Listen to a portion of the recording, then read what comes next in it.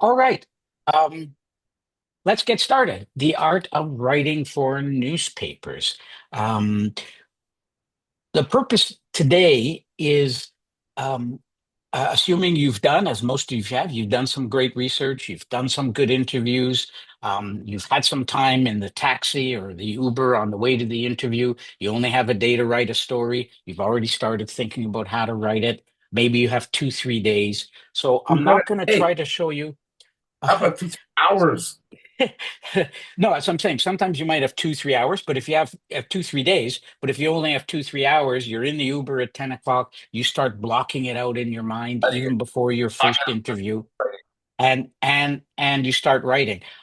The purpose today is not to give you as usual, I imagine your heads will explode, but this is not to give you additional tasks. It's to finesse your skill set so that your writing comes faster and cleaner. Um, what we're going to look at is building scenes, not paragraphs, the lead as a flashlight, as a promise, so don't tell, writing for all five senses, how to make turn signals, and finally how to organize your writing. Now, just to recap, remember what we already discussed last week. And Bonnie, you could download the slideshows on my website. But I'm assuming you've already done, as Marie maybe has, rewritten her stories. A lot of you had good characters, the radio shop owner, the man who lost his wife, the man who lost, his toes and other parts of his body in the cold. Your character has to go on a journey, right? You need to have your character on a journey, even in a quick news story, which means no matter where you start, you might tease the opening, but you have to ask questions so we know what, that sex worker before she became a dominatrix, what was she before? You have to have good structure, you have to have focus. Remember as well what we talked about, characters are key. Um, a good way to think about this, and we didn't explicitly talk about this last week, is what I call the 5 C's. I make a list when I'm doing a story, and especially when I'm doing an interview. Do I have the 5 C's? The 5 C's are a character. You need a protagonist. You need context, right? I need to know, you know, how big an industry is the sex industry. I need to know in the record store guy, how long has he had the store? What's the competition with the streamers? Conflict is the guts of your story. Why should I care? Right? The man who lost his wife is fighting the MUHC, right? The climax, your story somewhere close to the end has to reach a dramatic climax, regardless of what you put in the lead. And then the conclusion, often what happens next? The battle is going to continue. Remember the potato farmer or explorer, right? What's his next plan? So you need these 5 C's. And as we discussed, this is roughly what any good story is like. You start with your character, you meet your character, um, you then do context. Bonnie's story about the battle at MRC, like most stories, is mainly about conflict, some kind of resolution, what happened at the MRC, who won, who lost, and then some kind of conclusion, what's happening next. You could play with this a bit, but every story from the Bible to Star Wars to any good 5 paragraph news story in the suburban pretty much should follow this structure. Now, once you have the characters, once you've plotted out the structure, let's look at some ways you can engage in good writing. And one of the most important things I think is I come from TV, but obviously I started in print and I still write books and I still write for the Gazette and the Star and the Globe. I write features. Is I think it's much better instead of when you're sitting down with your editor and you're saying, yeah, I'm looking at my opening lead and I'm looking at my third paragraph. That's fine, but you're using writing words that your readers never, I've never met a reader who said, wow, did you see that great nut graph in the Gazette yesterday? or anybody who says, wow, that was a great lead in the Suburban. No civilian talks like that. Only you and your editor talk like that. What people talk about is scenes, right? Did you hear that story about? So I want you to think about scenes, which brings me to the lead. Okay. Now, some of you, we're all taught in school that the lead is supposed to give you the five C's, the five W's, right? Who, what, where, when, why, whatever, right? The inverted pyramid came about historically because back in the day when newspaper reporters were filing their story via the telegraph, there was always a fear that the telegraph line would go down. So you had to get the most important information right at the beginning. And also, to some degree, people were rushed. That makes sense if you've got an amazing breaking news story, right? Mayor John Smith resigned abruptly yesterday when a police report revealed he was under investigation for embezzling millions. That's your lead, right? 20 people died, 10 missing when a five-alarm destroyed a senior's home. I get that. But most of the stories you submitted for this class, most of the stories you write, even your news stories, are not earth-shattering news that you have to write it in a kind of boring AP style. Remember the MUHC story, right? A woman died, but she'd already been dead quite a while. And the lead didn't just say, a woman who died is now suing the MUHC. That's fine. That's classic lead style. But I'm trying to suggest in many cases, you should kill the inverted pyramid. I love this quote from a British writer. Try to assimilate this. Instead of always worried about whether you have who, what, where, and why, think of your lead. I love these words as a flashlight, a promise. Don't worry about the five W's. You've got plenty of paragraphs, even if your story is 6 paragraphs long, to get in the five W's. What you want is a flashlight, a promise. Why should I take the 2 minutes or the 5 minutes to read your story? Um, Now, obviously, I write books, so I have a little more time. But here's an example of how I started my second book on the Hells Angels. They had not planned on beheading her, right? Now, right away, you go, beheading who? And what do you mean they hadn't planned on it, right? So you're going to want to read the story of Cynthia Garcia. I could have said, the Hells Angels are well known as a murderous gang, and this book will explore. I could have said 600 people have been killed by the Hells Angels in their rampage in the last few years, right? Or I could have said Cynthia Garcia was murdered for just going to a Hells Angels clubhouse. But you want a promise, a flashlight. This is what I wrote when I did a book on child sex predators, right? The cage was not big, even if it had been for a dog. For a small 6-year-old, it was cramped. Right away, I hope the reader's going to want to, who's in this cage? Why is she in the cage? And then you'll find out. So let's take a look at some of your leads, right? And let's look, did your first sentence, right? You only have one chance to grab the reader. We have the headline. By the way, that's the other thing. The headline is your friend. The headline could give away some of the five W's, right? But your lead has to be great writing. Was there a promise, a flashlight? So remember Marie's lead, right? Whatever you do, don't get pregnant, right? Well, most people, I think, are at least going to go to the second sentence, right? Did Marie get pregnant, right? What happened, right? That's a promise. That's a flashlight. Right away, I know the story is going to be about pregnancy, but I'm intrigued, right? Remember Dan's story? You can't read it. I'm just going to try to move this away. There we go, right?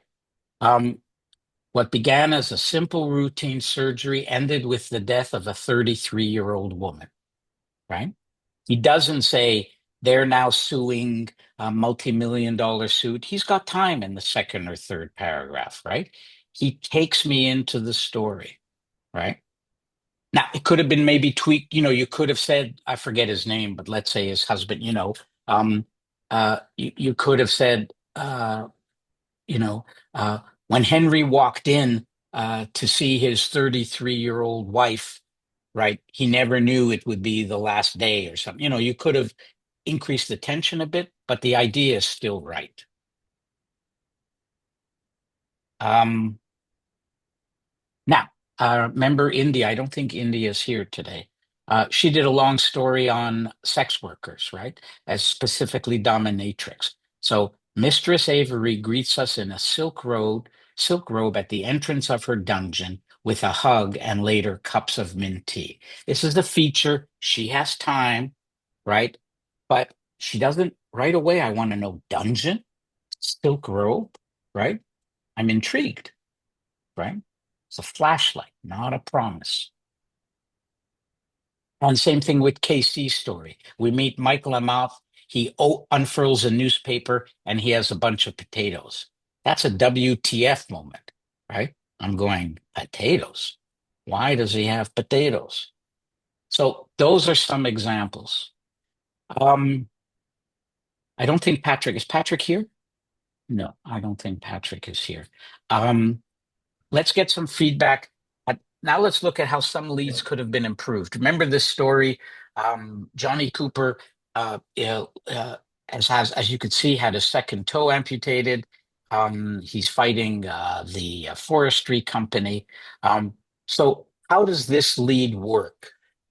It's not straight news. Um, how could it be improved? Get some feedback. I hope it's big enough for all of Patrick you to is read. here. Oh, Patrick hey, is here Patrick. actually. Yeah, I'm here now. Yeah.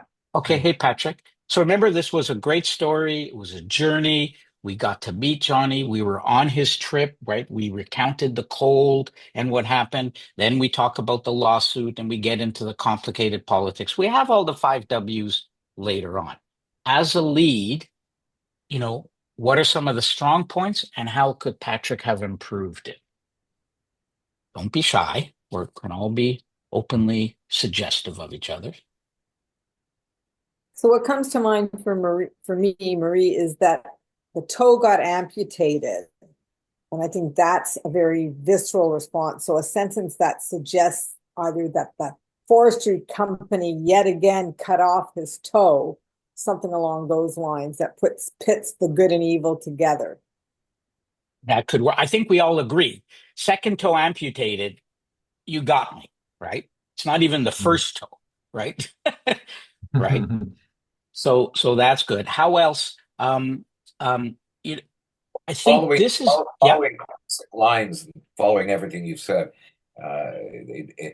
it's good. It's good lead, but if you want to grab the reader on a personal basis, Johnny Cooper never really trusted the people he worked for. that could work. That could work. Again, promise and flashlight, right? You get a sense Especially of draw. after they cut off his second toe. That's what I was gonna No, like. You could even do comma and you say, especially after he lost his second toe. I think the other point I think we agree is this part. Oh, sorry. The part he's going to the media in hopes of finally receiving justice, robbing his livelihood, and you know, I think this is what I call, to some degree, it's wasted real estate, right? Because he's going to the media. Well, obviously, there's a story here, right? So we don't need to say that. And I'm always um, leery of words like the word I hate the most in journalism is stakeholders, unless you're doing a restaurant review of waiters, right?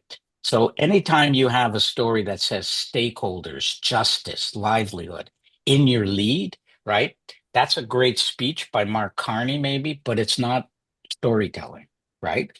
So you might oh, say, but it's been used so often in the public, unfortunately, that younger writers tend to think that that's normal. It's yes, like but what if, I had a as I writer like to once. say, though, yeah.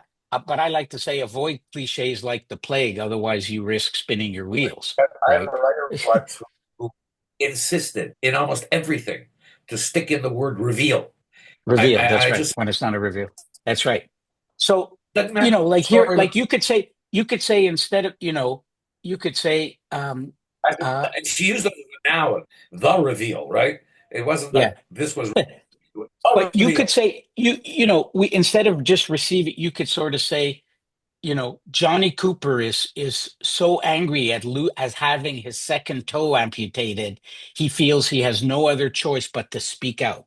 Okay, now I Mm. want to know, how did he lose his toe? And I know he's speaking out. I know this is a conflict. So a good lead, good idea, but go with something stronger, right? Second toe Mm. amputated is much better than receiving justice. Um, uh, This is in, let's look at remember Joel's story about the music store owner, right? Alliteration and there's a standard rule of the rule of three, right? If you say something, say it three times, three beats. And Joel does that. He actually goes four or five times, loves music, loves playing music, loves listening. He loves buying rare records, right? So that's good, right? It's getting there. What else could Joel have done to just maybe um, tweak it a bit? Joel, any thoughts on your own? Uh, Not that I can think of offhand. I mean, I don't. I mean, I think it works. We'll talk later about about place and sense, because I'm not sure you need December 1988, 988, where it is, right? That's clutter information that's context. Put that in the second or third paragraph, right? So you might be able to say he loves buying records. That's why you know, he's surrounded by a veritable museum of or well, that's why his store is cluttered, in a mountain of, right, drag me in rather than giving me, because this is classic when and where, right? I don't need when and where in a lead, I would argue, right?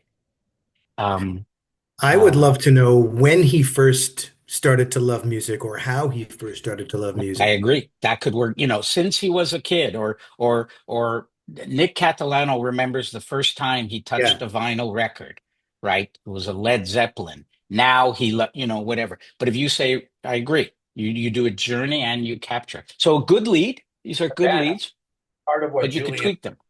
I think part of what Julian is trying to get across, and we've all discussed this, we can't always do it.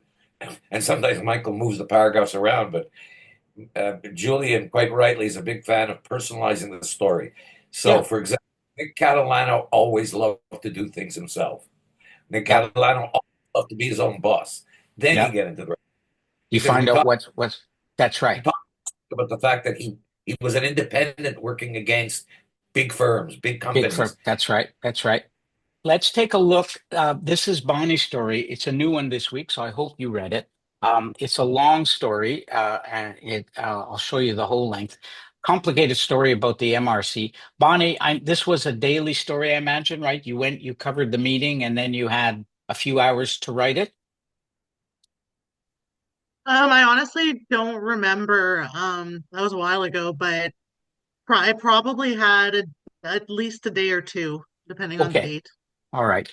So it was quite a meeting, as you read the story. A huge mutiny, lots of yelling. So this is her lead. Whoops, sorry. The MRC Pontiac's Council of Mayors held a special meeting April 29th at the MRC headquarters in Litchfield with one item on the agenda, a newsletter concerning the Energy from Waste Initial Business Plan, IBP, and to set aside $3,000 from the warden's travel budget to cover its printing and distribution. Second graph. It was standing room only with two police cruisers parked across the street. All right. So that's a classic. It's got at least three or four of the five W's, right? I get the information. It's got all the information. How does it work as a flashlight, as a promise, as something that's going to drag me in? Comments, Well, I can even already starting. see I can already see it's like usually it's not very interesting. And I know I can already see what I could have done differently, like based on what we've talked about. Further down, I went on to say that the next paragraph or something is the meeting was filled with tension from the start. That's So right. a better lead would have probably been like to start with that. The meeting was filled with tension from the start with two police cruisers parked across the street. Would So have been a I stronger certainly lead. this, like, when I read it, two police cruisers parked, like, absolutely. right? So if your lead had been, It's a there were great two story. police, yeah, two police cruisers were parked across the street, and the tensions kept rising, in a heated debate over budget at last night's count, then whoa, what, But I had to handle. It's a great story, but I had to handle the same kind of edit. Chelsea wrote a story on. We had the same thing happen, not at MRC, but at a Point Claire City Council meeting over pro-growth, anti-growth, and she started the story very much like you did, and I just added one sentence at the beginning. Point Claire City Council exploded last week as 9 councillors walked out screaming at the mayor. Then we got into the facts, and there was a whole series of stories leading finally to the council asking Quebec to intervene to make Point yeah. Claire workable. But attention that Julian's getting at, I think. That's right. You You throw the want that tension. tension. And we'll talk later about an eye for detail. But two police cruisers parked across is a good example of showing, not telling. You don't have to say tensions rose, because if there are police cruisers, I know there's tension, right?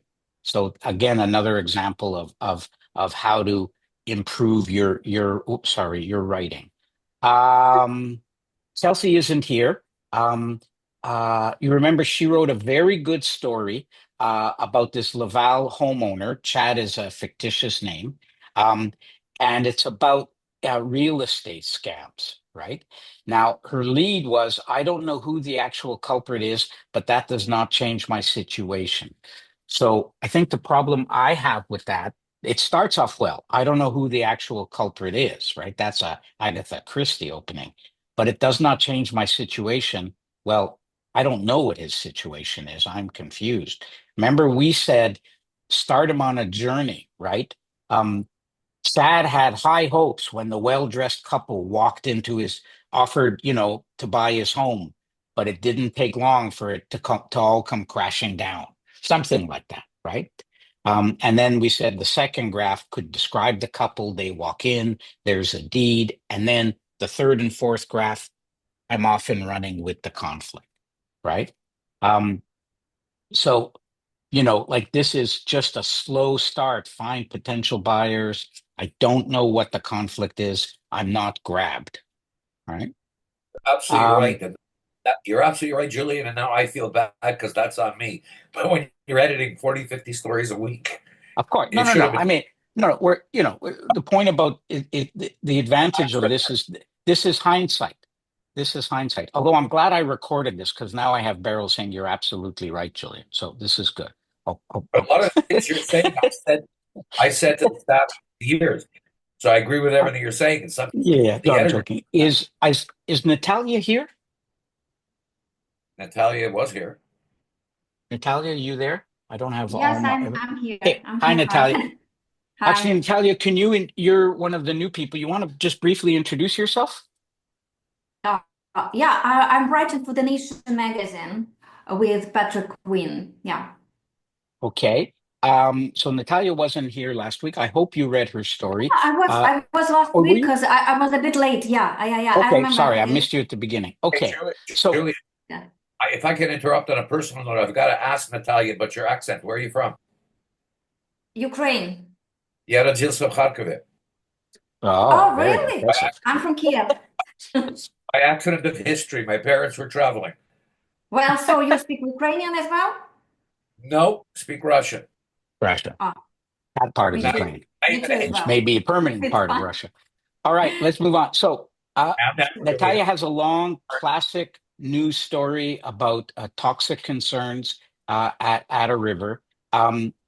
This is her lead. The failure of a toxicity test at the Chalk River nuclear facility near Ottawa is raising concerns about environmental damage and poor communication with Indigenous communities. Pretty classic lead, right? Totally clear. I get what it's about.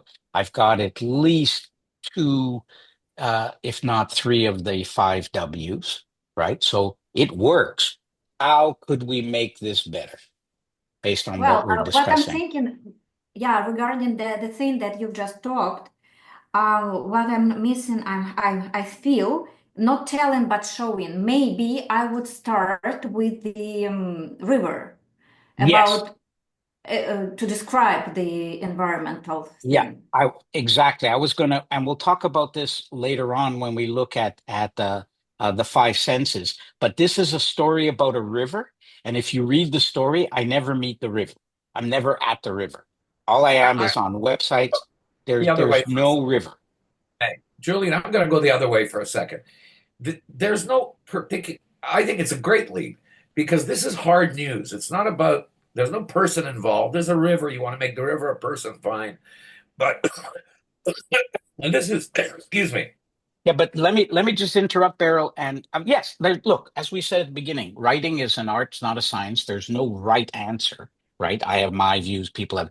It works perfectly well. Remember what I said about your headline is your friend? The headline already tells me what I need to know. There are concerns, there's a toxic spill, it's disposable, it's near the Ottawa River, right? Again, for me, this is what I call stakeholder language, environmental damage, poor communication. Sure, but those words just wash over me, right? If you, I forget the woman's name, but you've got sorry, we've got one of the leading, environmental people, right? If you say whatever her name is, Larissa Mary, Holman. Mary Smith, yeah, Mary Smith, is knee deep on the banks of the Ottawa River, and she's worried about what she's finding, something like that. Or if you want a Julian, harder lead, or if you want to hire a harder lead, give me instead of the failure of toxicity, say what does that mean, right? Fears of cancer and you know, um, are sweeping through or something like that, right? This that, lead tells me exactly what's in the headline. Doesn't Julian, advance the story. Yep. you're. If I was editing it, I wouldn't change the lead. I changed, as you said, the headline's your friend. So, toxic spill from disposal facility near Ottawa River raises spikes health dangers. Put in health, put in danger in the lead. Could Forget about could be. concern. Could be. No, no. Like I said, there's nothing wrong with this lead. It's clear, it's accurate. I just think you could make it more powerful with better storytelling. I don't Thank think you. Tashi is here. Tashi, you here? Um, this was a story about uh, and this I think this lead suffers from not being newsy, so I don't know why I should care, and not being storytelling, right? Um, you know, I I've just got a bunch of the minute, by the way, if you ever have, Bill, initials in your story, you're in trouble. And if you tell me Grand Orchestre and Grand Riviere Secondary School, you've lost me already, right? But she's not here. I don't want to. Devin, is Devin here this week? Um, don't think so. Um, Julian, if I can interrupt for a yep. second, I don't mind if you get into Tashi's stuff because she works for me. So Okay. it's really helpful for me as her editor to Okay. hear the feedback Well, if you do what that we mainly time. said about Denise, this story had to be rewritten because it was wrong, right? She wasn't resigning from the orchestra just as a teacher. And we'll look later at the lack of sound in the story. But this is a story of to say somebody is a pillar of a musical community is a classic example of telling rather than showing, right? You're telling me that. Um, but if you said, um, if she's playing her last note, right, and she puts down her violin, right, or she remembers the students she inspired, and just something about this woman. I just know nothing. I just know she's a member of an alphabet soup, right? She's like with the GOGR and then Grand Riviere, right? Maybe just say, when you've been teaching students for 35 years the love of music, it's hard to say goodbye. Okay, now I've got it. Now, her name's not, it's not Trump, it's not the Defense Department. Her name, the official things are not that important, right? What's important is a woman leaving her dreams behind, right? That's what the story is about. This is a classic example. A lot of stories start with just the facts, right? So Dr. Candace Linkletter, known as Relentless Indigenous Online, is an Inuit Cree and proud member of the Moose Creative Territory, right? Whoops, sorry, right? So That's just, there's no news there, right? That's like saying, the third tree in the forest is a maple tree. Okay, you know, but there's no influential, there's nothing's happening here, right? So even in a portrait, remember Joel's story? Joel's story also is a static story about a record store owner, but he puts action in right away because he tells me about the store owner's historical love of music and that he's going to take on the companies. I don't know why I should, this looks like an obit or something, right? Like, I don't know anything about this person. You haven't grabbed me. All right. Uh, Opening structure. Once you've played with your lead, and again, your lead, I start working on the lead the minute I get assigned the story. Even before I've done my interviews, I start thinking, how could I make this work, right? Because the lead is what sells your story.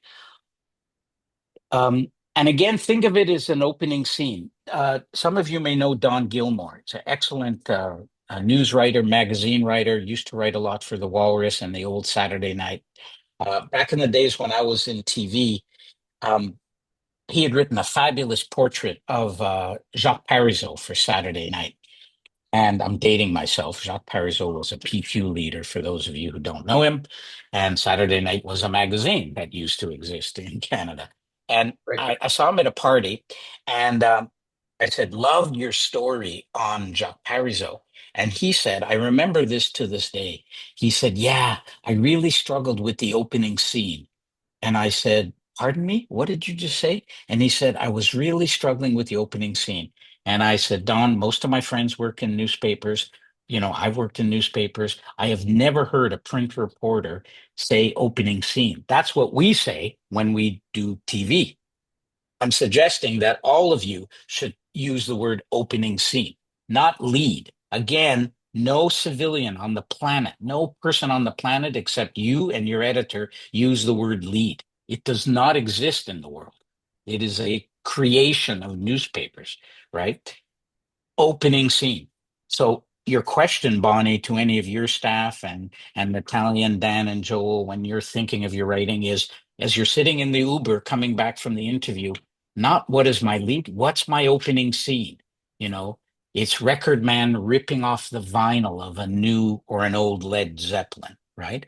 It's husband hearing that fateful beep beep of the monitor, right? It's, environmental woman wading through the river, right? What is your opening scene, not your lead scene? Then usually you have a quote or a detail that builds the tension, right? So if your opening scene is just the woman in the river, the second thing is cancer and dangers or something like that.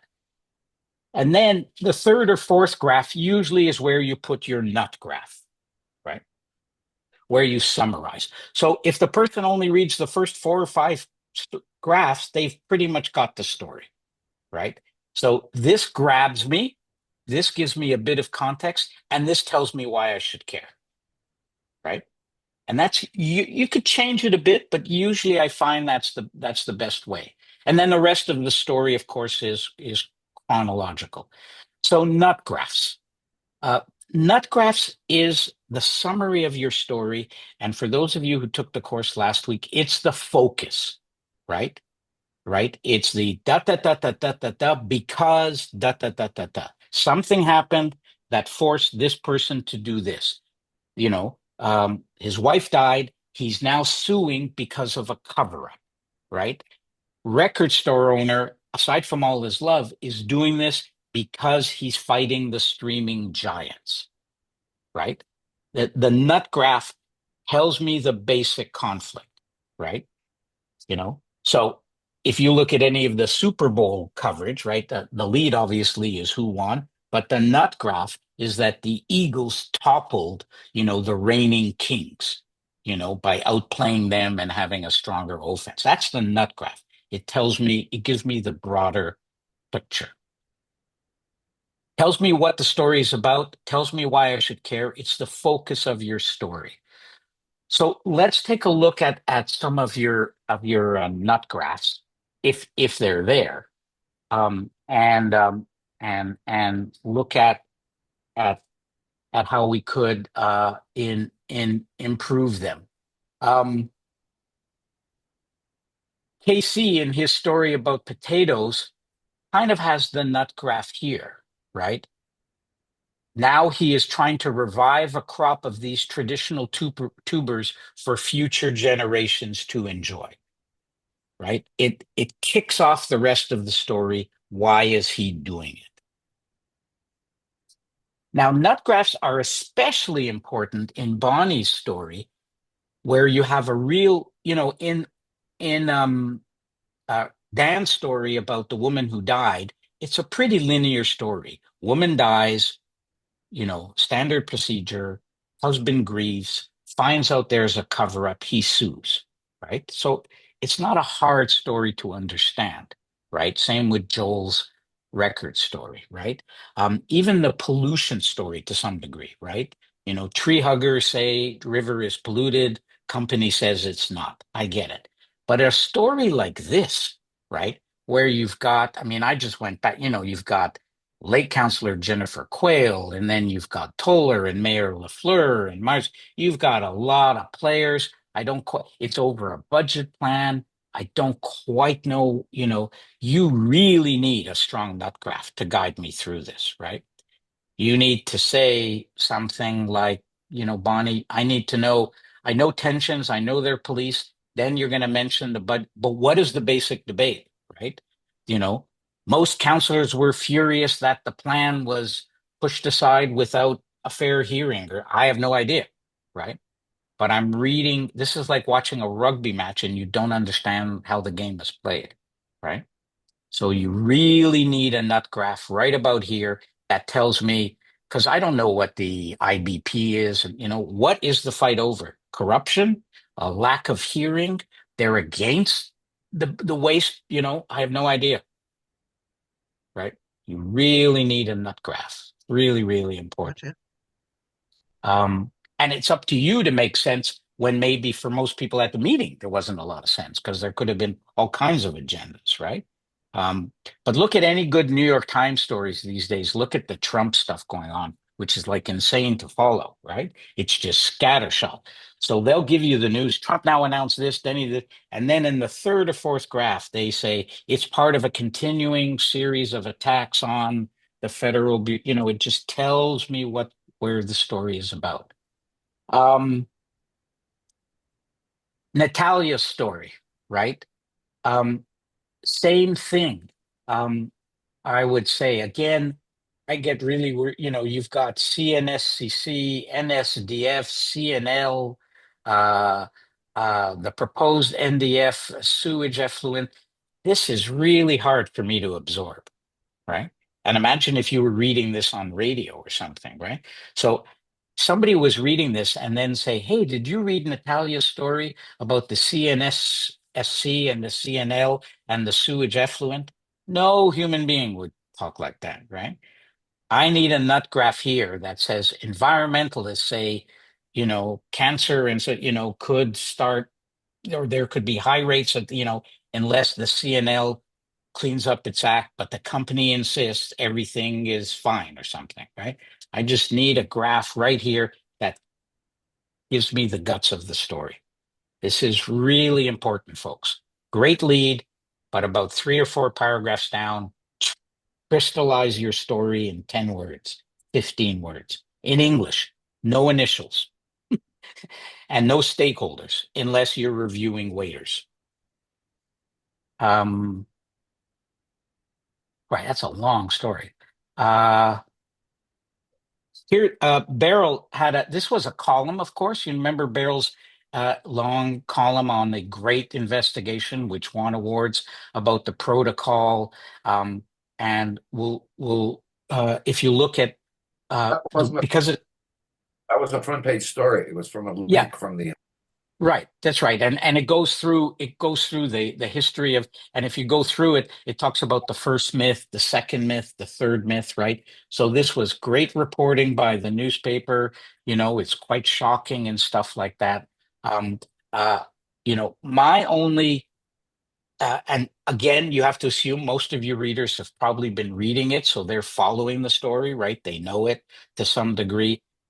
My only brief suggestion is I would have moved something like this notion. Like I still don't know entirely why I should, So I would like I'm still here, editorial started applicable, dire, I still don't quite know what the main issue is, right? Um, so Uh, I should have sent the first part of the story. This is a three-part story. right. So the first part, but to one of your favorite points. So the first paragraph of the story sets out Quebec is enacting a protocol forcing on hospitals to pull ER and ICU assistance from anybody over 60 in case of a surge. Yeah, no, That it was was the shocking. I mean, that was like, that yeah, was the story. Was in the first part story, but you like, and I like color commentary too. It was the whole series was going to start with, I think it would be one of your favorite scenes. The corridors of the National Assembly were very cold that night, and you could hear your feet clack on the terrazzo floors as I was making my way to the office of a very courageous bureaucrat. Because that's the way we got the leak. I got the that's leak. great. Except That's great. I agree. he begged me. Don't say where you got it. Don't say where you were. Don't Right. Just mention. give me the all I'm saying is that aside from as you're saying, the stronger lead and a sense of context, something like this, right? Quebec bureaucrats are getting ready to pull the plug on anybody over 70, even though doctors and legal experts say it is unnecessary and unethical. I need something like that higher up so I get the context. All right, let's move on. We've done leads. We've done the nut graph. Now let's look at the rest of your paragraphs or your scenes. In fact, all of them.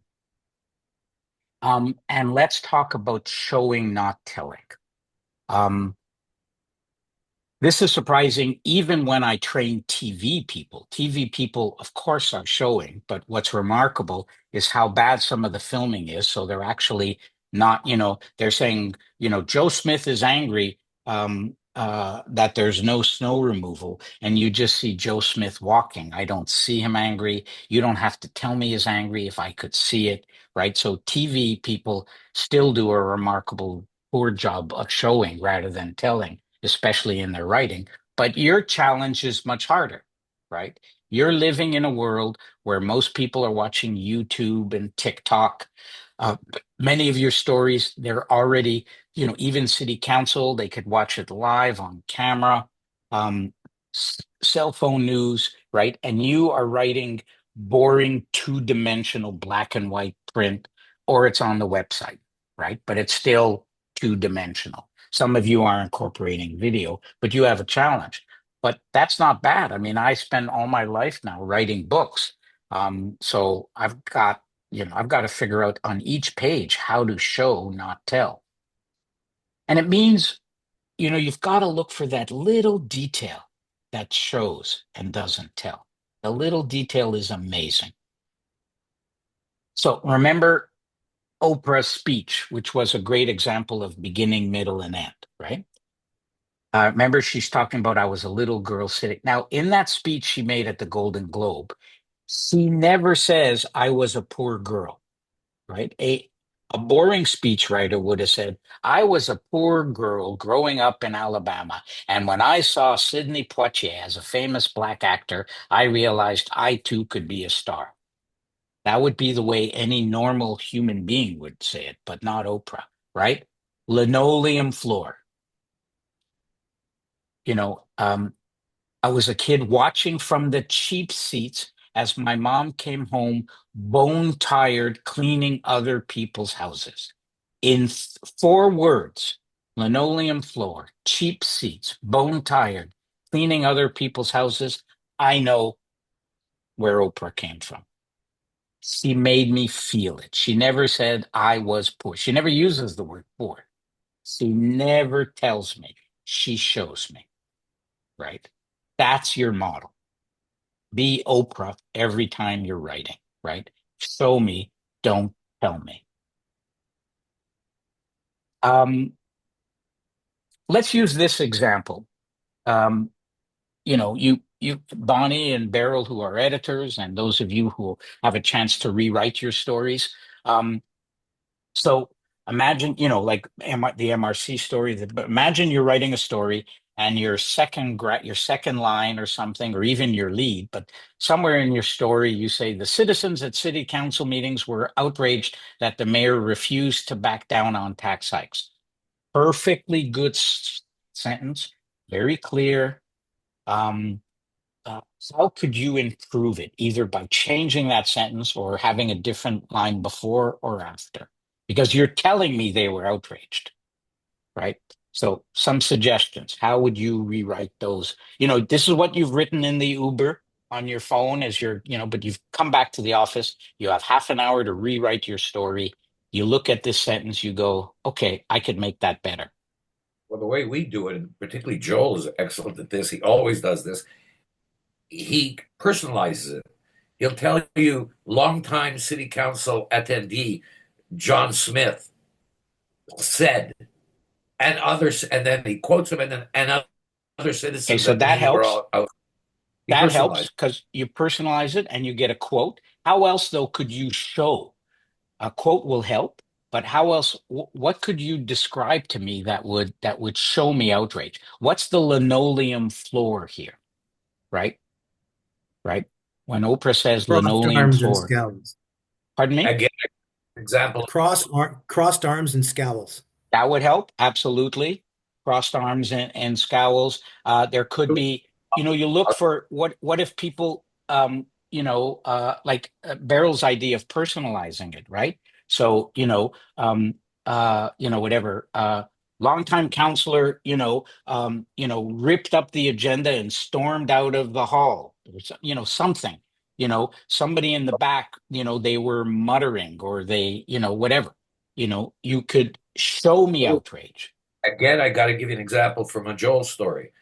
I'm thinking of changing the name of the guy because you'll know the name of the guy. Harold Brown turned. I just got to change the name of the woman. Harold Harold Brown. Harold Brown turned to Sheila Black and barked. It's all about you, isn't it?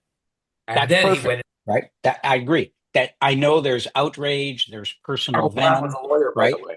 Then you could say, this is okay, citizens were out. That's okay as your second or line after that. But show me outrage. Here's a harder example. I mean, again, and let's for the moment say you're not going to quote little Jessica. Because Jessica saying something is the same as you telling it, right? So Jessica was so happy when she learned that the school bus route would be changed to uh, pick her up every day, no more long walks. Now she could say that. I'm so happy. That's a little better, but not much, because she's telling me rather than you telling me. So would How you start off the story talking about how happy she is, or would you start off the story describing her usual boring long walks, or like, Well, but dragging I her agree. No, but knapsack? that goes to lead and what we said, the journey, literally in this case, her journey to school. But now I'm Okay. saying is, regardless of your better lead, you've got this sentence in your story. She's happy now. So even if your better lead was Jessica remembers the cold winter days of slogging to school in a winter storm with no bus. You're right. And then you could build, but now you do have this, you have her happy. How could you show me she's happy instead of So to telling me? show, I would say you could say something like little Jessica gleefully bounded up the steps of the school bus, um, Was thinking the same thing. Yeah, she could something to she that could effect. do that. She could do that. That would be a good scene. What if we backed it up a bit? Because if she's on the school bus, she's kind of already her journey is literally over, right? She's going to get on that school bus, right? So can we back it up a bit? How what else would she have been doing before the bus arrives? Drank down the milk from her cereal bowl when she heard the bus pull up in front of the house. That could work. The other thing I was thinking is kind of packing and unpacking. She's gazing out the window. She keeps pulling she keeps looking for the bus the first time it's coming. There are many ways of doing it.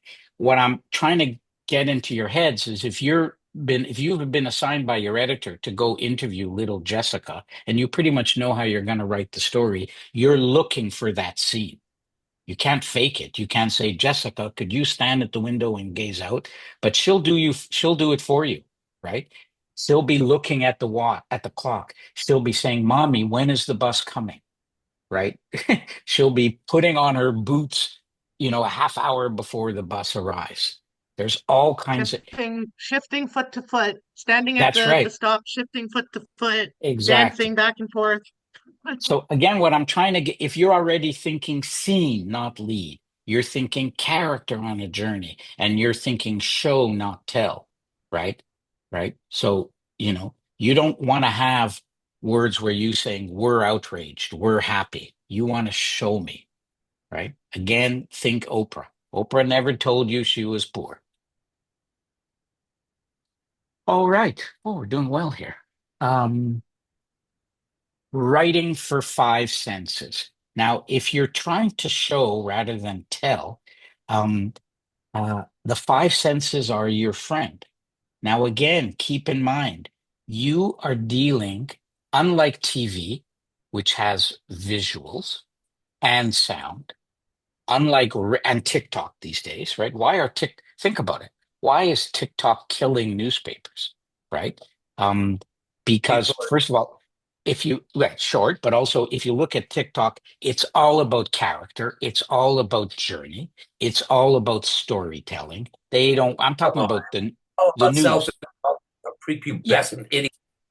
no, but I'm not talking about I'm talking about if you look at the good news stories, right? From, war zones, Ukraine, right? The TikTok, they work because everything we've been talking about, character on a journey, conflict, they tell me a story. But they're also visual, so I can usually see it, I could hear it. Good radio has great sound. You don't have that tool. Again, you are dealing with, Gutenberg. When was Gutenberg? 15, you're dealing with some, I don't want you're to dealing believe with it, something that's 5 centuries old, right? Julian. Like, I don't want to make a point, but citizen journalism and social media has opened up incredible things, and we saw it at the Tahrir Square in Cairo and everywhere else. But I've seen very little on TikTok that is anything newsy. If that kind of stories you're talking about, you see on Twitter, but not on TikTok. I yeah, mean, it's no, but 90. no, get your point. But I'm trying to no, but I've seen, like, if you're, I'm not talking about news. I'm not suggesting you switch to TikTok. But if you look at storytelling, the advantage TikTok or Instagram has is they have something you don't have. You are dealing literally with black and white letters on a page, right? And Right? But you somehow have to you get the five senses. You've got to, get me taste, hearing, sight, smell, and touch. And if you look at any great writing, right, great restaurant reviews, they show me even without pictures, right? They show me the plates. I hear the buzz in the restaurant. Obviously, I taste the food. I smell the food. I touch it, right? That's a restaurant review, right? A good hockey story, you know, there's not going to be much taste. There'll be a lot of hearing, right? They'll describe the power of the body check. There'll be a lot of sight, obviously, right? They're describing the winning goal, and touch, right? The crunch of the goalpost. You need all those things. So in your straight news story, Joel's going into a record store, pretty much not going to taste much, probably not going to smell, although there might be some smell, but he's got to say, okay, what am I hearing? What am I seeing? And especially, what am I touching? So again, when I head out into that Uber to do a story, especially if I only have 2 hours, I go through the five senses and I figure which is the main one I could use, and can I find a second or a third one, right? Like Bonnie, in your story on the MRC, right? Not going to be much smell, unless, there's probably not going to be much taste. So, what are some of the senses you could add and the color you could add to that story? Definitely hearing and sight. Hearing as far as maybe the different tones of the people in the room. And then That, sight, yeah, like I think yeah, maybe a good example in it was when the warden jumped out of her chair and threatened to throw the woman out of the yeah, room, like the yeah, visual of that. yeah. And certainly hearing for sure. I agree, right? If you've got a yelling match, right, then yeah, and you can't just say yelling, but there are shouts, there are catcalls, there may have been the scraping of chairs as people, leave or step You up, you know. say Um, you can't say yelling, but when you're talking about senses and what she's just described, hearing, you have to describe it through emotion. So you would describe the rage and the anger, and you use words like barking, yeah, screeching. yeah, Those yeah, words can that emotion, that senses of hearing and fear and your heart palpitating. Those kind of adjectives work there. yeah. Remember Dan brought us into the hospital room where the man was basically, watching and seeing his wife die. Dan, what kind of senses could you have uh, brought to the fore? Oh, any number. I mean, if but it would rely on assumption. If I wanted to describe the lingering formaldehyde smell of the OR and Yeah. stuff, I don't know if that was part of the husband's mindset though. But if you Um, go in thinking of the five senses, it's one of the things you ask them, right? Instead of just saying, obviously you want to get the five W's. When are you going to sue? When did you and your wife get married? But you could say, I know this is hard and I know this is painful. And we'll talk about this next week when we look at interviews. But you could ask him, you know, what do you remember hearing when you walked into the room? Or what do you mhm, remember, seeing? And then if you put those words, you say seeing, you'll say, I remember her fist clenched, I remembered the flowers that were now dead that I had brought her through, so ask a 5 sense question, he'll answer. And so, what do you remember mhm, seeing? What do you remember smelling? Right. mhm. Um, you know, um, in in the Cooper story, right? The talisman, right? We definitely got the touch, right? We got a description of the cold, right? Um, so that helped.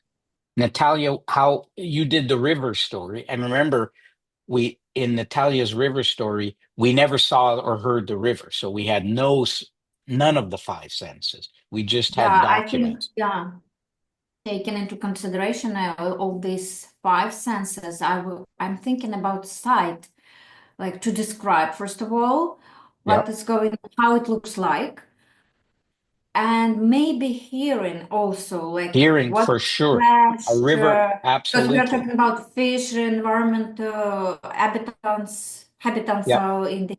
Mhm. Yep. If you think of it, most of us hear a river before you see it, right? So hearing is a big part of the story. Joel, in your record story, now Don't again, hear it. so Julian, you don't hear it. In that story, what's the first thing you smell? What's your first sense? It's smell. It's like driving into Cornwall. So if there's yep, been a toxic dump into a river, you're going to yep, smell it before you hear the river. yep. So, something I like agree. his nose Yep, torted, yep. That's right. a And thrust of then the yep, yep. Smell is great, especially on an environmental story. Joel, Yeah, how could be. let's look at harder. Joel's going into a record store, right? So again, you really want to, and we have a great character, so we get a lot from him. But what kind of senses could Joel bring to the record store owner? I guess hearing the music in the record store. Well, not only hearing the music, but what's your story about? It's about vinyl, About how, right? or Well, about but how, like, so I listen to music all the time on Spotify and in my earbuds, right? When was the last time I heard that wonderful sound, right? right, Of the needle, the bar moving across, dropping on the skipping, groove, that scratch, right? skipping. That, it's the one thing that vinyl is different. And then, of course, the sound might be better, but it's the sound of the needle on the wax, right? Right. That's, walking into that story, you need a hearing, and especially it's a story about records. So it's gonna be about hearing, you know. Right. But then also touch, right? Because you cannot touch Spotify. You cannot touch a playlist, right? In the old days, you could touch CDs, but he can touch those record albums, right? So you want the touch. So again, Joel is in a cab or an Uber or whatever. He's heading out. He knows he's going to do a character on a journey. He has to think, what was the first time he played a vinyl record? You think of all these things, but you're also thinking, okay, I'm in a record store. I'm not at a polluted river, or a stormy council meeting. How do I get some of the five senses? Yep, yep. Anybody else want to look at their story? Oh, sorry. India isn't here. She, remember, she had a story about the dominatrix. Um, so she hinted at it. She talked about silk robe and then hug later and cups of mint tea, right? Um, and then she takes us into her BDSM workshop. A lot of good quotes, but not a lot of five senses. What are some senses? If you were editing her story, this was done for the Concordia link. What are some senses you would ask for in her story about, um, you know, is sex work art? Some examples. Put on your editor's hat if some of you were editors. What would you ask for? Let's go. There are only five senses. Um, I thought Yes. she had a lot of it in. Sen- What do you yeah. think So she's? Bonnie. Yeah, Bonnie. I guess sensuality. You could work in like the Absolutely. sense of sensuality would be key there. That's right. That's so definitely because we're talking about sex and sex work. And she's talking about art here. She's not talking about the financing or, well, there's some, about the legality. So you want maybe, the feel and the smell of the leather, You right? didn't feel that she did that when she described the atmosphere in the room and the tea and the. No, it was there. That's what that's what we said. Her lead was great. Her lead didn't say, didn't talk about S&M. It said dungeon, hug, cups of mint tea. That's great. And even cups of mint tea, you don't have to describe its smell. I know what mint tea smells. That's good. I'm just saying there could have been so much more description, the feel of the leather, right? The aroma of some of her lotions, not to mention the site. There's not a lot of description. It's Avery talking about her journey, but after that lead, I kind of lose the great descriptions, right? And again, imagine if you were, I guess a good way to think about this, imagine you had a camera, and these days most of you do have cell phones, and you could probably do a little video to illustrate your story. But if you were a cameraman for CTV and you were going to do a story on Avery, would you just point the camera at her presumably beautiful face as she describes her S&M thing? No, you would pan most of the time and show me all her stuff. Well, that's what you have to do as a journalist. You're obviously looking at her eyes, you're getting the quotes, but in your article, if you look at India's article, most of it is coming out of Avery's mouth, which is fine. But I don't care about her mouth. I want to know what's around her, what she's dressed at, what's on her shelves, what are some of her favorite mementos. Again, make a checklist of the five senses and say, well, I can't get taste, but I could do touch, right? I'm trying to see if there's any other examples. It's surprising if you actually put your mind to it, how easy it is to come up with the five senses if you just, um, think about it. Denise's Bonnie and Tashi's story, it's a story about music. And just like in Natalia's story, where we never meet the river, uh, Tashi has a whole story about this conductor and music teacher, and I never hear the music. She could be a math teacher for all I would know in that story, right? I never hear i.e., the music she loves, why she loves Bach, why she'll miss Beethoven, um, the joy of hearing a kid struggle over violin. It doesn't have to be just beautiful stuff, right? But I never really hear that music. Just looking for one of my sheets of notes. Okay, good. I hope this is helpful for you guys. And again, what I'm trying to do here, your writing is already good. You're doing good research. You're getting good stories. These are just little tricks, little tools that would, allow you to, once you've written the story, even, it's just stepping back and say, okay, I could tweak that. I could change that, right? So you know it. Just going to grab a paper that fell. Oh, okay. Yeah. Okay. Hospital. Good. All right. Turns. Even in a 5 or 6 graph story, Dan's story, if you recall, I think, what is it, Dan? It's what, 10 graphs, maybe, the lawsuit may, at most. It wasn't very long, Something. Yeah, it's really, and Chelsea, these were both news stories, right? Mansou's Hospital, Chelsea story, the real estate fraud, I think it was, 7, 8 graphs. Fairly linear, but at some point there still has to be a turn, right? You're going from the hospital room to why he's doing the lawsuit. You're going from Chad to the phone call that the journalist makes to find out about the fraudulent seller and mortgage broker, right? And obviously, in a complicated story like Bonnie's, where there are at least 15 turns, right? So and so said this, then this person said this, right? You really have to signal. And in Natalia's story, where you basically have two warring sides, right? The environmentalist and the CNL, you're still going back and forth. After you start at the beginning, right? They're worried, da, da, da. Then the rest of it is they say this, but there's this, right? So in once you're past 6 or 8 graphs, you are into turns, and you could, if you don't do your turns correctly, not only will you get a ticket, although I like to say in Quebec, turn signals are optional on most cars, because people just use their horn, but I always call it um,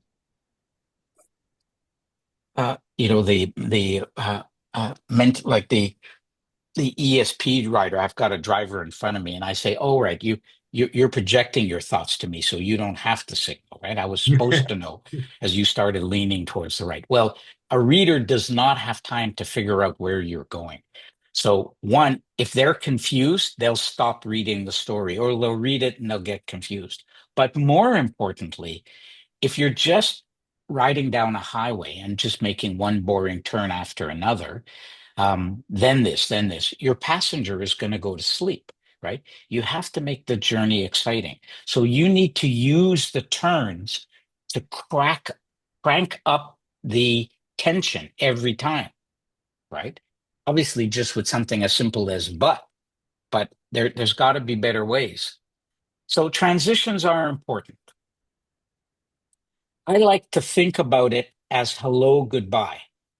Every scene, if you're in the hospital room, you've got to say hello at the beginning, but you have to say goodbye. How are you going to leave? How is, the husband, the grieving husband, going to leave the room? I don't necessarily physically mean leaving the room. It could be his memory, but you've got to move from one scene to another. And then you've got to get into your next scene. And you could have a soft goodbye or a hard goodbye, right? Like you could lead into, or you do a hard one. And you have to think when you're structuring. Different kinds of turn signals. So a soft one is building. We'll see that in a minute. In India's sex worker story, we meet Avery, and about halfway through, we say, she's not the only one, right? Like you move on, right? Or another problem. You have changing position or place, meanwhile back at, right? Or in another school, right? Timing, of course, it all began. You could take me back. Um, in the end. And then conflict, of course, is one of the main ways to make the transition. So that would be a but, or on the other hand, or but in fact, right? Conflict is one of the main ways you'll do it. So if you look at Dan's story, right? He's in the hospital. He's not going to go to another patient, right? He could say, this is a widespread problem that experts say is common. He could do that, but that's not what his story is about. His story has to be this happened, then maybe timing, right? After 2 months, he realized something was up, then they discovered, and then conflict, but in fact, right? Natalie and Bonnie, it's all about conflict and forth. So you have to think about these. Whoop. So here's an example in India's story, right? Which is both adding, but also stepping up the tension, right? While Avery considers her work as a dominatrix to be an art, other sex workers feel their work is labor done for financial survival. Perfect turn. It's not just saying it does two things. In addition, I now know I'm going to meet other workers, but it's a change. I'm going from art to money. And then I meet Blair. Perfect transition. He does two things, right? He introduces a new character, but increases the tension. If she had just said, Avery is not the only dominatrix, Blair Monroe has been an escort for 10 years. Okay, I'm meeting somebody else. I know where I'm going, but I'm not interested in the tension. She's jacking it up, right? So, right, that's what you need. All right. In about the fifth or sixth paragraph in Natalia's story, we hear from the environmentalist. We already talked about how she would make it more five senses. And then we finally get to the other side, right? So we hear, Larissa says there's acute toxicity, poses a danger. I'm getting it. And now we get, this is the turn. In response to concerns, CNL reported that the criteria for what waste is allowed at the site has been narrowed to only low-level radioactive waste as opposed to low and intermediate level waste in the initial proposal. An Ottawa Riverkeeper report of toxic sewage reads, or something, right? All right. Now we still haven't actually heard from CNL. This is a summary from the opposition. And then we goes on. CNL Media Relations told the nation in an email statement that with its very modern. So this is classic news language to give me the other side, right? Does it work? How could Natalia have made a turn that increases the tension? Natalia, why don't you? Well, I'm thinking about transitional words. There are no transitional words. Exactly. In response to concerns, it's a bit of a turn, it's kind of, but it's not really telling me, okay, you've heard black, now here's white, right? You're not, That's the thing. Julian, you do realize as an editor, I don't. The turns that we make are not the final turns in the paper, because that's determined by the graphic artist, the advertising, and everything else. no, I don't literally mean the turn go from page 1 to page 3.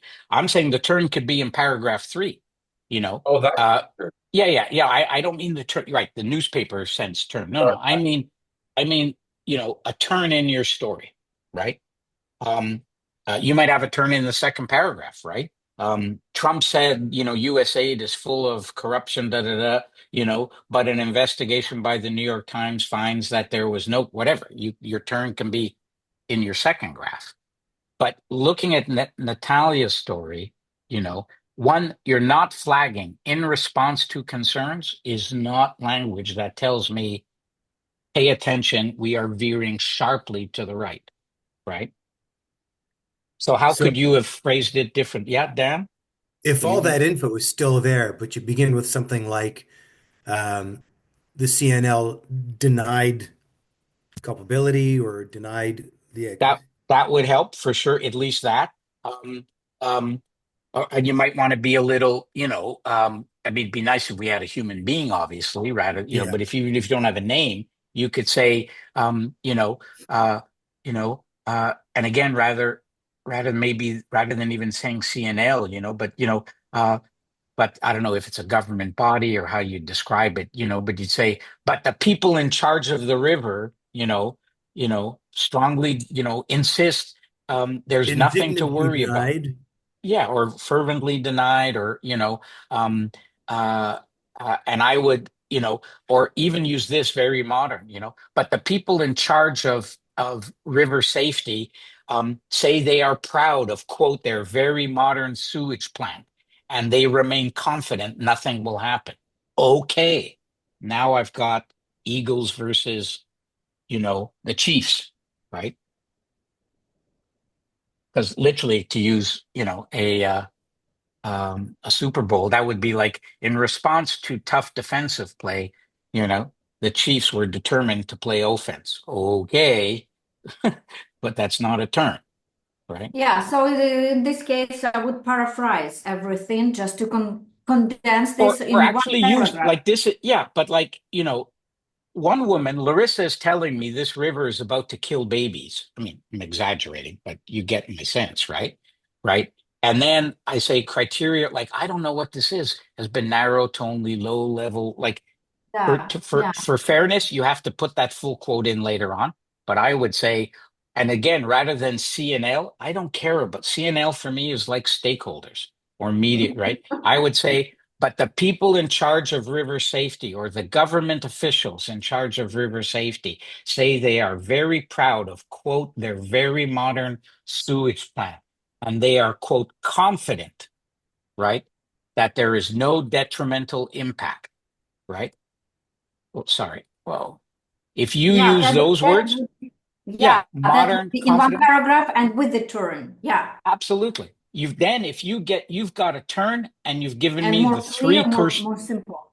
That's right. You've got very modern, confident, no detrimental impact. I could And stop reading the story there and I get it, right?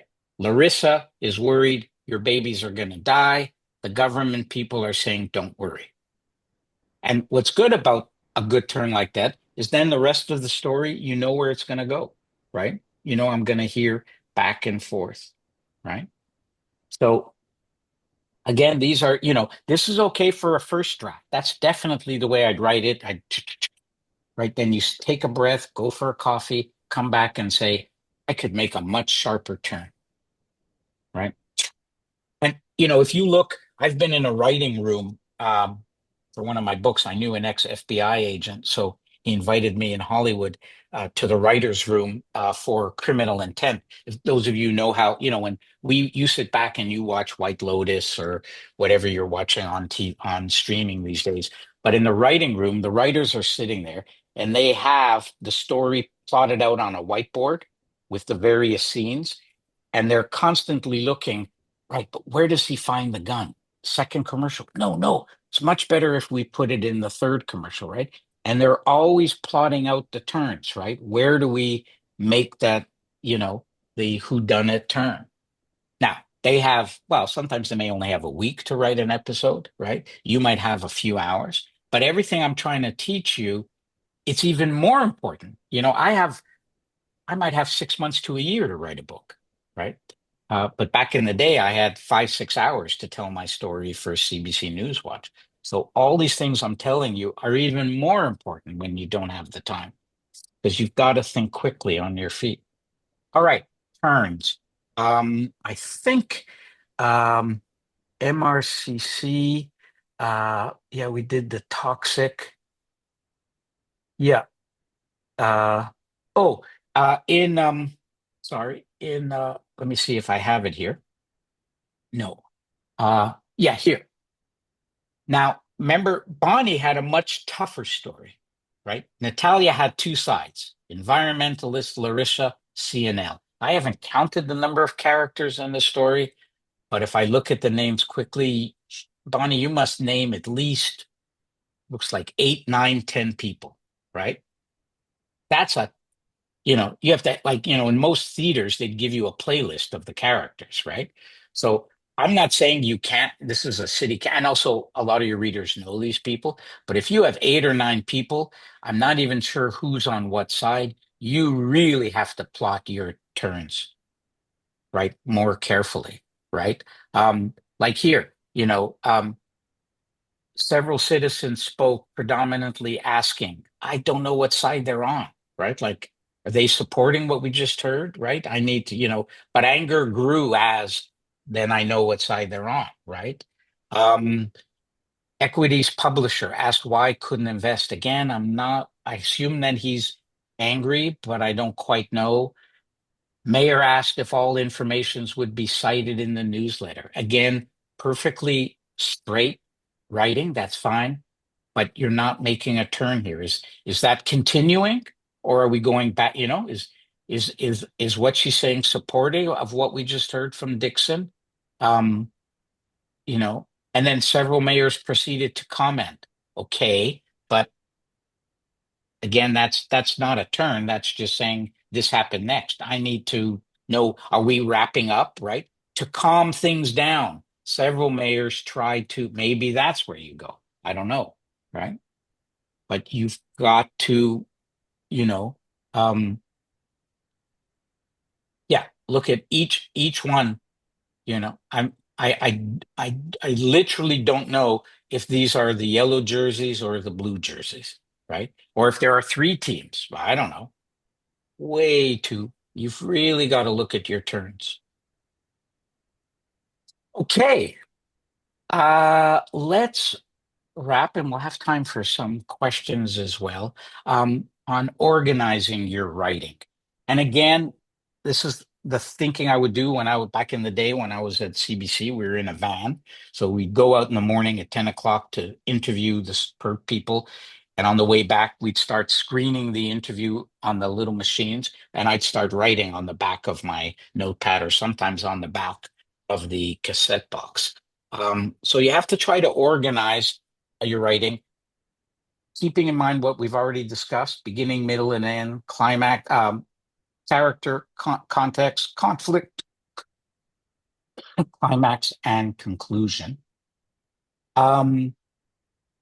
Couple of things to think about, especially when you're writing features. Not a one-day news story, although to some degree it works, but certainly if you're doing a 2-3 day feature, and if you have longer, you're writing a longer feature, like Marie's story on the pregnancy clinic. I heard a great interview with a writer once, who said there are 2 kinds of writers. There are gardeners and there are architects. So a gardener plants the seeds and you never quite know how the characters and plot will develop. Architects, and I think most of us are architects because we're in the news business and we're also in the rush business, right? You don't have time to plant the seed and watch it grow. You got to get the story to barrel by 2 o'clock, right? So most of us tend to be architects. And the difference is that if you're planting something, you kind of know you're planting carrots, but you're not quite sure how they're going to turn out and what else is going to come up. An architect, you make pretty detailed plans, but you might move the window on the 3rd floor, but you're not going to go from the 3rd floor to an RV, right? Now, like you, I tend to be an architect, but what I've discovered is even though I plan, when Dan headed out, he knew he was going to interview the husband and maybe the lawyer, right? He wasn't going to interview 4 medical experts on anesthesiology, right? So he had a bit of a scaffolding. But there has to be a bit of gardening because he doesn't quite know what the husband's going to say, right? Is the husband angry or is he kind of resigned? If he goes the 5 senses, right? Is he going to give him a sense of the sound of the beeping that just crystallizes the story, right? You never quite know what you're going to get, right? Bonnie knows she's going to a tempestuous council meeting, but there especially, she has no idea how is it going to end, right? Is the mayor going to resign? Is somebody going to use a swear word? So for all the scaffolding, leave some room for, your own WTF moment where you go, wow, I didn't expect that. So now I'm going to write it that way. I can give you one example. When I wrote my Lincoln book on Montreal and the Civil War, it's like 450 pages. I had about a year, if not a bit longer, to work on it. Obviously, it was heavily scaffolding. I needed to know, I had about 5 or 6, if not 10 main characters. So I had charts. I had to know when somebody was going to die, when somebody was going to meet Lincoln, when I was going to reveal somebody was lying. All that was scaffolding out. But as I was writing it, I figured it would be pretty traditional that the good guys, the people on the Union side, would be my main characters, and obviously the bad guys would be the Confederate spies in Montreal. But as I was writing, I figured I'd end with the victory and the good guys win, and the bad guys were much more interesting. So my good guys, I found great twists because I found some dark secrets of their own. But I realized it was the bad guys who actually learned the most and turned defeat into victory. So I rewrote it and ended with them and their victory. So that was an example where I did some scaffolding, but a lot of it was gardening. So keep in mind, just keep this in mind as you're out there. Try to be a bit of a gardener, which leads me to my next point. Even if you're assigned a story at 10 and you have to file by 2, certainly if you're assigned a story by Monday and you have to file by Wednesday, you've got 2 days, 3 days, like Joel did, or Natalia. And especially if you've got a week or two, or you're doing a story on the side, right? Right. So Beryl is assigned a daily story, but in the meantime, you're preparing a feature on senior homes and elevators, so you've got 2, 3 weeks to work on it. Start writing right away. I mean, not just planning, literally, you know, by the time I've done my first day of research and say I've been assigned a story on Monday, I've got to write it by Thursday.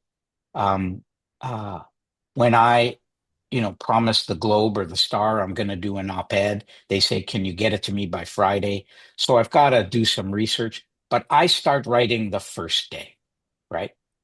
Don't wait for all your research, all your You said interviews that, to be over.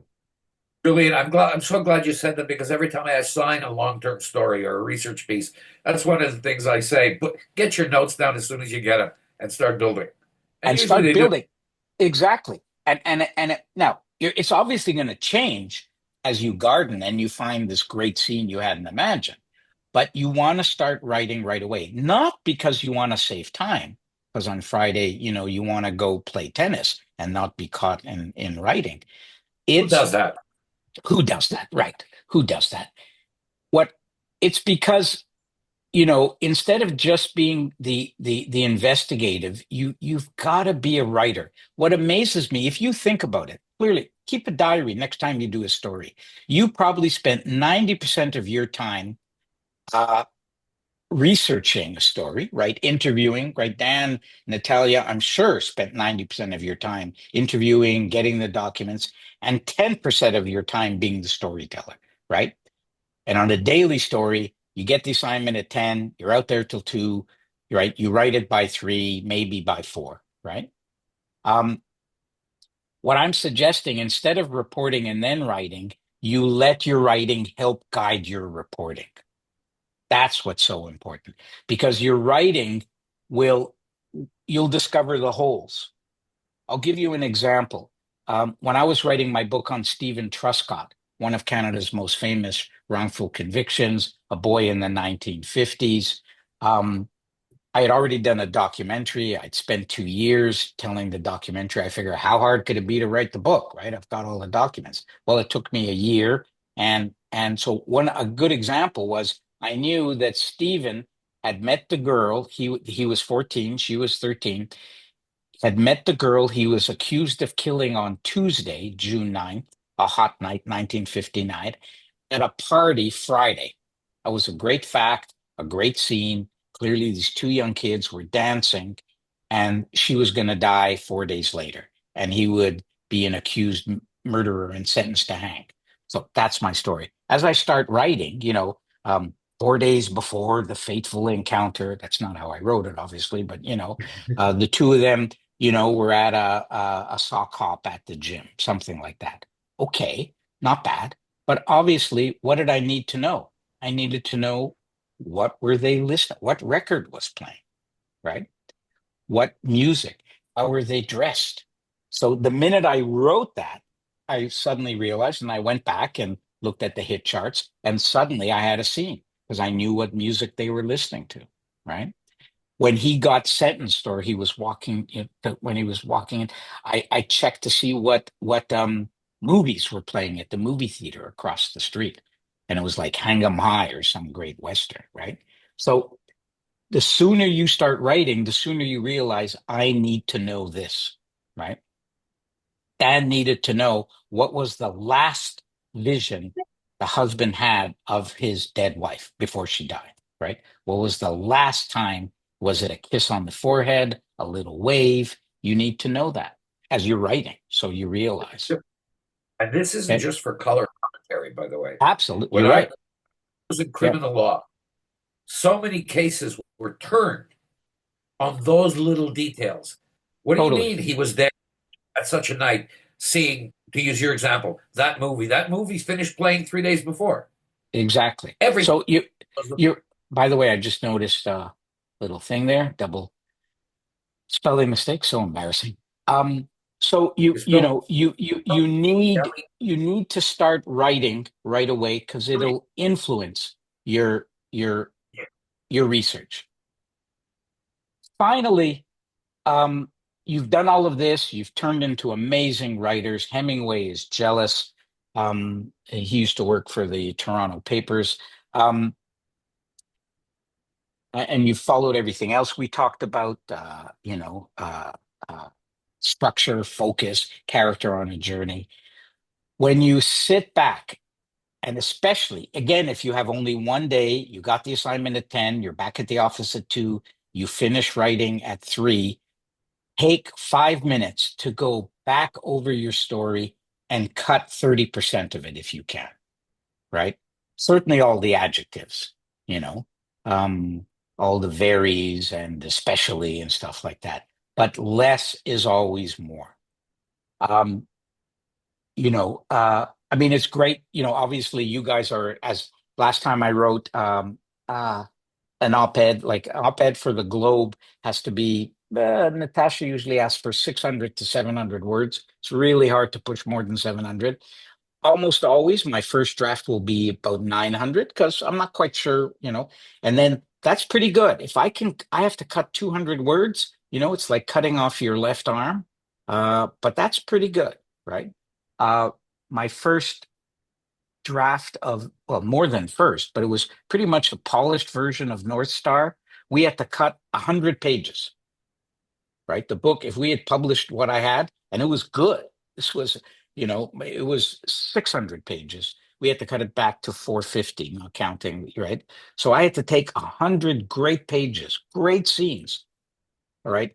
They were just as good as the scenes we kept in, right? Less is more.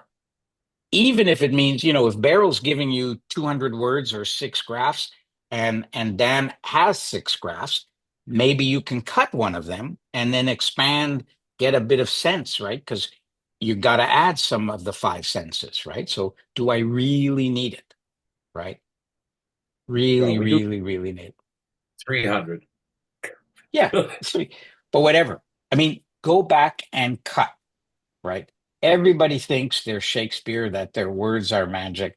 Trust me, they're not. And when we went back and read some of your stories, there was clearly a lot of blah blah, right? We don't need blah blah. Uh, and after you finished, um, it's a good idea if you can to read your story out loud, or at least read it to yourself. You don't have to open your mouth, but if you actually read a story, because remember, I don't want to, keep picking on Natalia because the story was good. But let me just try to find it. Uh, we had it somewhere up here. Oh,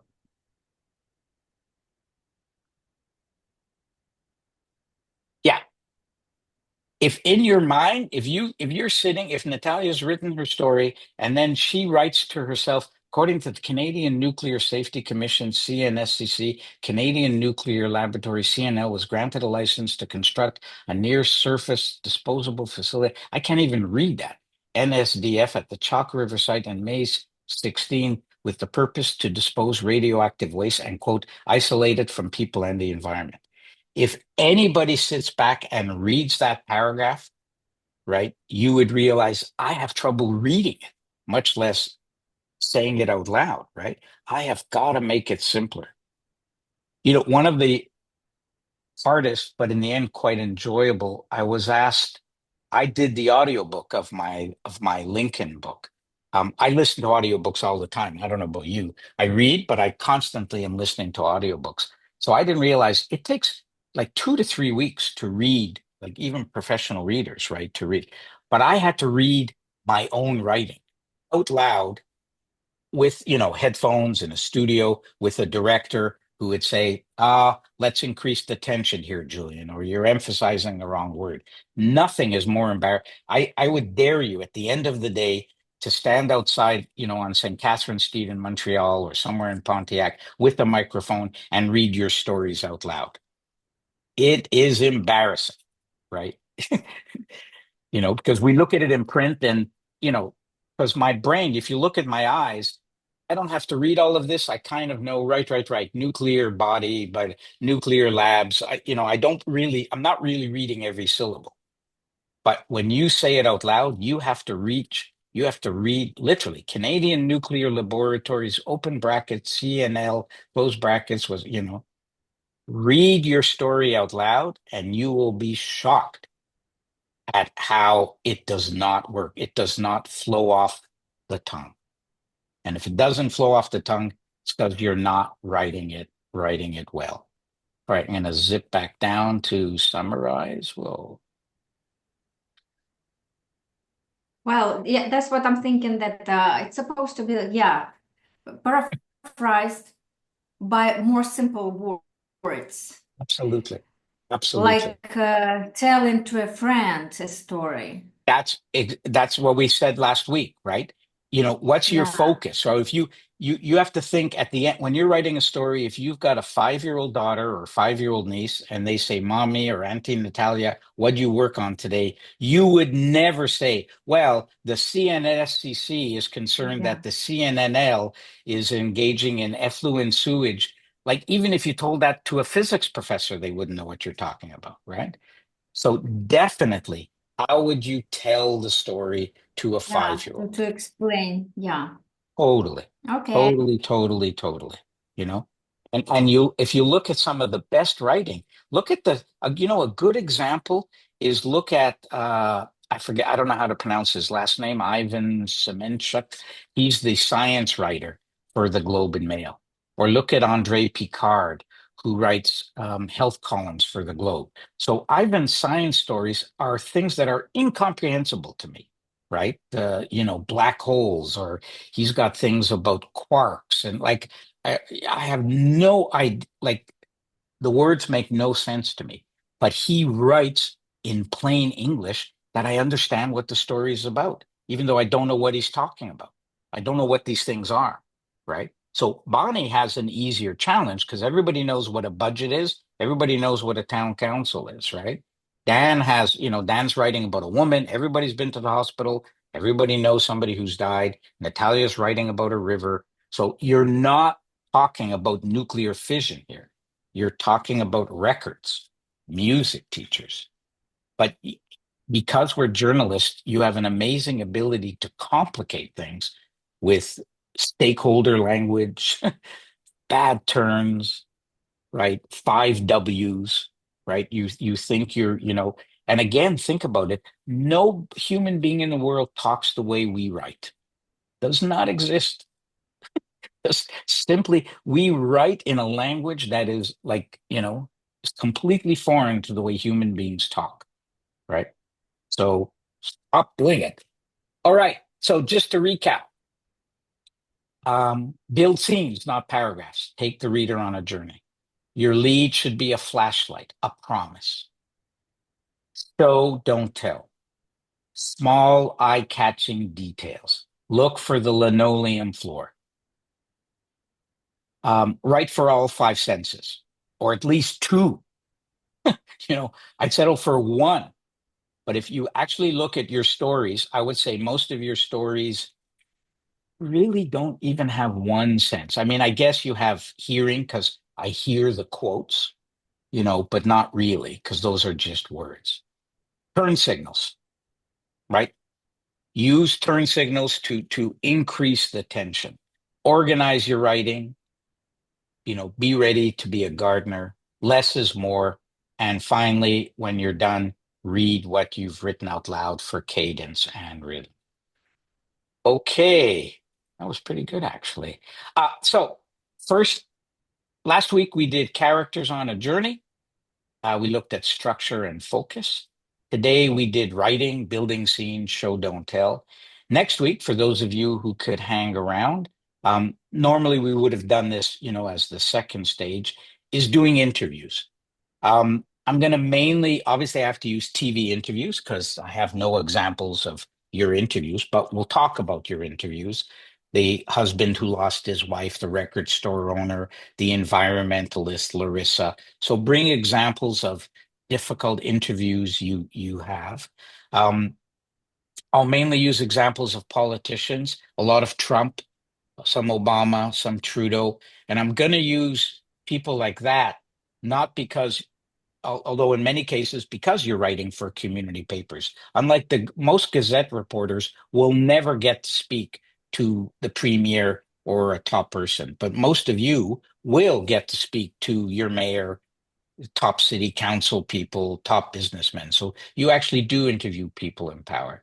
And my theory of interviews, and we'll talk about it next week, we'll have a lot of fun because the interviews are really fun to see. And you'll see how and I'm agnostic as a journalist, so whether it's Trump or Trudeau, Obama, or I have an example of Pierre Trudeau, I don't care about their politics. All politicians, and more importantly, all people lie. What I mean, I have Dr. House's rule, right?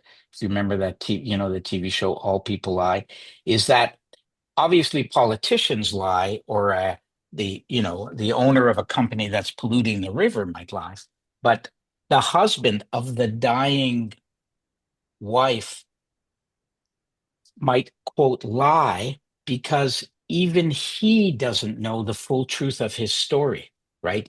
Because he's still so shell shocked. He's hiding, not out of maliciousness. He's just hidden it deep inside. And you have to figure out a way to trigger him so that he tells the story that he's been keeping up, even from himself. So that's the challenge in interviews, right? How do you crack that person? Okay, so look, we've got a couple of minutes left. Again, all this is on my website at julianshare.com. You can obviously email me with some of your latest stories if you want any comments. And do try to come back next week for interviews. Ilka, we still have a few minutes for just general questions, right? Okay, we've got Yeah, we about, do. okay. Yeah, I just wanted to point out that on your website, it's a bit hard to find the training. So I just put the link julianshare.com/training. Okay. Um, Wait a minute. because I Hold couldn't on. link through to your trainings through your website. Okay, See wait on a the minute. top there on Yeah, the right hold where on. it says Well, training. I've got to get rid here at full screen. Okay, let me go back. I hope it's a little clearer. Okay, so you type in my name, but in this case, Yeah. just julianshare.com. You go there, you get to this website, and here it says training. So it's So, like books, then you go to training, and then depending what you're oh, interested. I was So in trying this to click case, through on the top where your name is and like oh, I in the see. lighter shade of Oh, gray. I see. I I thought there see. would be a No, no, link no, no. there. Yeah, one thing So, I always okay. tell my wife when she comes to a website is yes, but I always explore a bit, right? So, so yes, you click here, it's not going to work, but there it's training. You can watch Oh yeah, some of my perfect. interviews, read my Perfect. books. Yeah, you go there and then scroll. So in this case, today's thing is right here, right? So you just click on Yeah, that. You great. could download the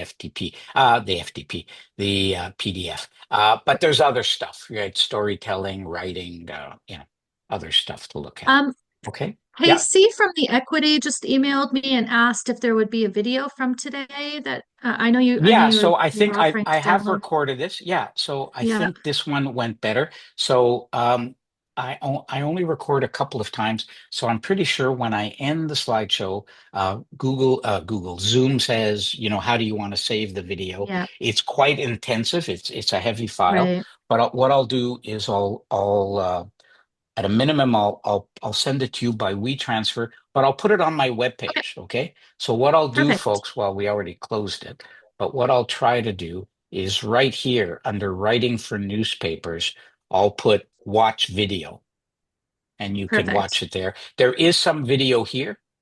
Um, Okay. so you could actually watch some of this, uh, including one in French. Actually, what I'll do is I'll add it here in the video section. Okay. Video section. Okay. Yeah, it'll be right And there. I'll let Chelsea know as well because I feel like Yes, she would have that's wanted right. to be here today. Chelsea, you did great writing, and our condolences on your grandmother. I hope Chelsea's here next week. Okay. Other questions? Great. We've still got about 6 or 7 minutes.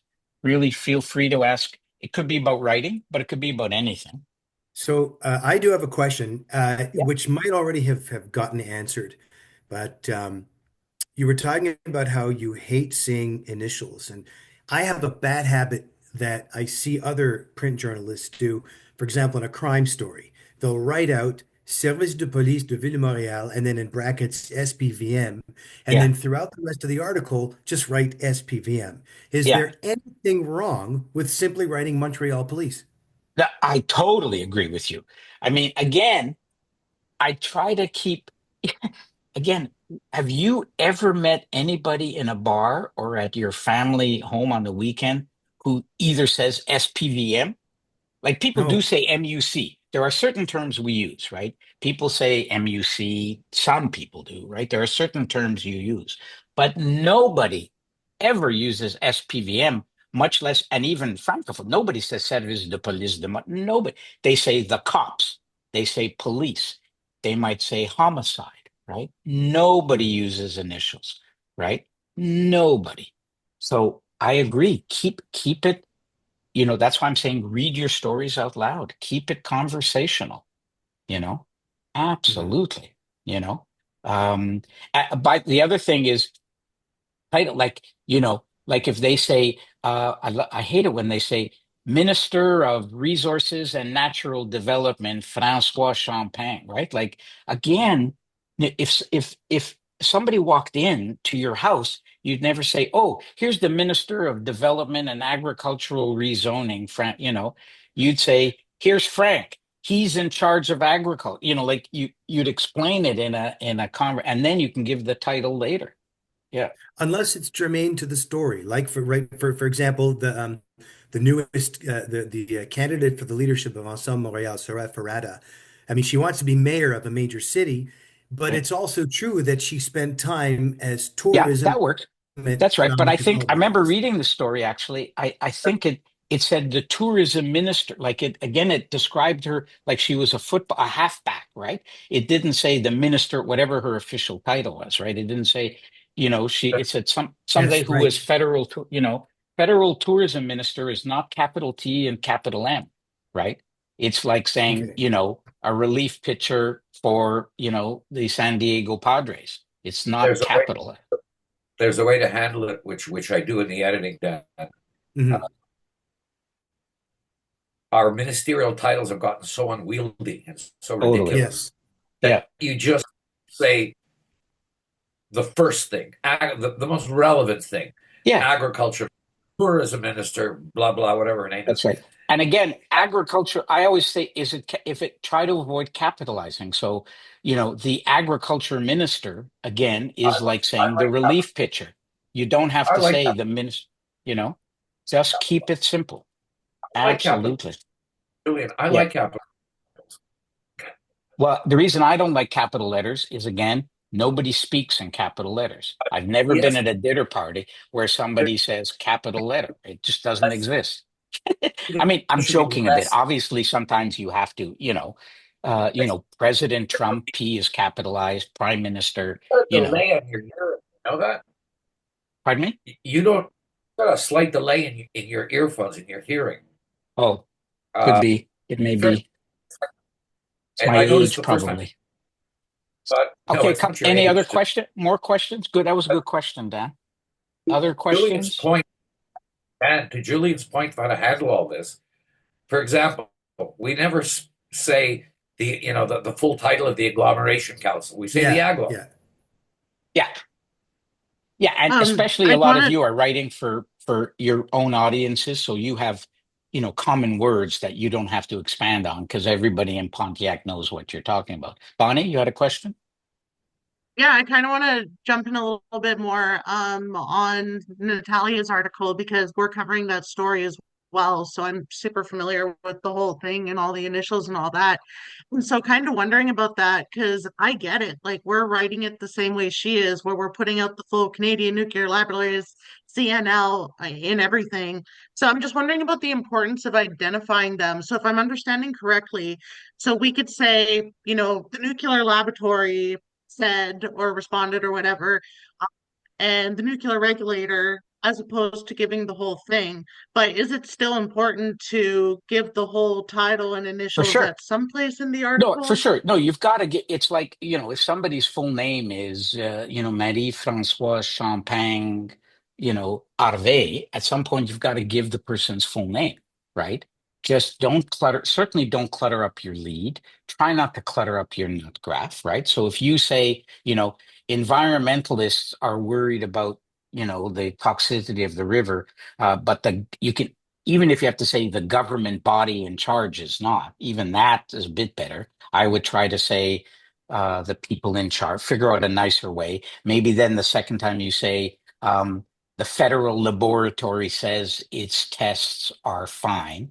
And then you say the CNSSLLL, um, I mean, I love Quebec, right? You go in any, like, you're driving on the highway and the signs are for the CSSSSMMM. I mean, God, in Quebec, the initials are mind-boggling.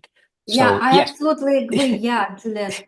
Because, yeah, to simplify more and to make it better for a reader to think that's right. about the reader, That's right. we have to That's right. make to use Make some other words. Absolutely use some agree. other words, and then at one point give the full title, and then like there are some words that really help. No one calls it the Conseil de Syndicat National. Everybody calls it CSN. So there are some words that you are easy to understand, right? And nobody calls it CUSMA. It's still called NAFTA. But there are there are some words that are much easier. So use the initials if that helps you, for sure. And You anyways, know. Bonnie, thank you very much for mentioning this because really, this is like kind of challenge. We have to name the Absolutely. institution. Yeah, However, to find some other ways as well. So yeah, it's a good that's point, right. Bonnie. That's right. Also, I like if there are other words you could do, right? Leader, chief, head, right? You don't always have to give the person's full title, right? So you'll often say party leader, right? Or the whatever, the city councilor in charge of environment, right? You use again natural storytelling words that explain your story. All right. I hope this was helpful. I think we had a good session. You guys were great as always. Was So great. Yeah. okay, Thank you. I will see you next week where we'll have a little more fun next week because we won't embarrass you with your interviews since I don't have examples of that. So we'll look at embarrassing mistakes by pretty famous journalists, and we'll marvel at how smart. There's a Polyev video I'll show you if you haven't already seen it, the famous Apple interview. It's really clever to see how the people we're interviewing are much smarter than we are. And unlike you, they have taken classes in how to do interviews and how to not answer your question.